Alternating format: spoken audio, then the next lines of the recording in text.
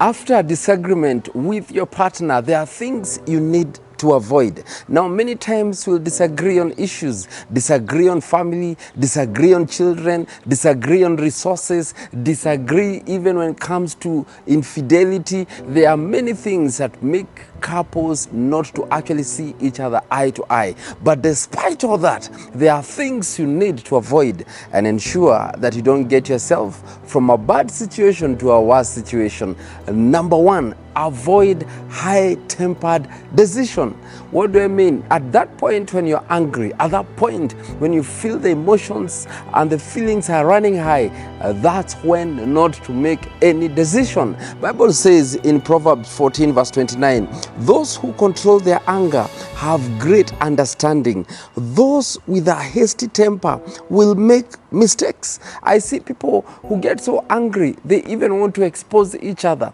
Number two, do not broadcast the disagreement in your relationship. Don't go telling everyone what your partner has done. Yes, you found them in a compromising situation. Yes, your partner is cheating. Don't go broadcasting to everyone. There are people who will go telling their parents, others will tell their sisters, others will tell their family members, others will rush to go tell their pastor. My friend, don't rush, because you actually don't have the full details. At the same time, remember, sometimes family might be biased. There are actually family members that don't actually like your partner. So if you go and start telling things that are meant to be discussed internally, you are actually messing it up. In Ephesians 4 verse 29, let no corrupting talk come out of your mouths, but only such as is good for building up, as fits the occasion, that it may give grace to those who hear it. Number three, don't bottle it all up. Yes, you're angry. Yes, you're feeling so bad. There's a lot of disagreements. Don't keep everything to yourself. You need to choose wisely who to discuss it to. I'm not saying broadcast. I'm saying select, especially a close friend that you can share and say, I've been having this struggle. This thing has been depressing me. Look for a counselor. Look for a pastor, people that will come in because they want to resolve it, not because they want to gossip with you what transpired. 1 Thessalonians 5 verse 11, therefore encourage one another and build one another up, just as you are doing. Number four, never confront anyone without proof. Yes, you have found someone. There is something that is happening.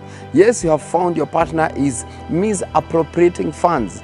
Do not confront them unless you have evidence. Sometimes people have what we call false accusations. Always make sure you have proof.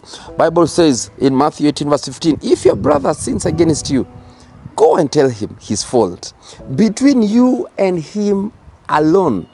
If he listens to you, you have gained your brother.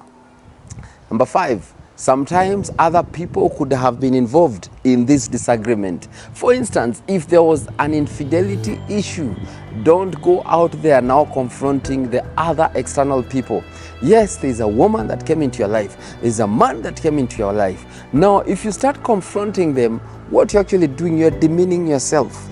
It is beneath your level. Don't go shouting, don't go visiting people, threatening them because they came into your own family. That will cause problems. Proverbs 29 verse 11, a fool gives full vent to his spirit, but a wise man quietly holds it back. Number six, take time to pray. Yes, sometimes the solutions are not earthly. Sometimes the solutions come from a supernatural perspective. There are ways we look at situations. Something that could be hurting you means how you look at it is making and putting pain into your life. There are things that you need to first take before the Lord. Bible says, if any one of you is afflicted, let them pray. There is something that happens when you pray, have an encounter with God. You are able to look at things from another perspective. You are able to deal with situations from a different direction. Take time and pray. This will help you resolve and deal the disagreements in the right way.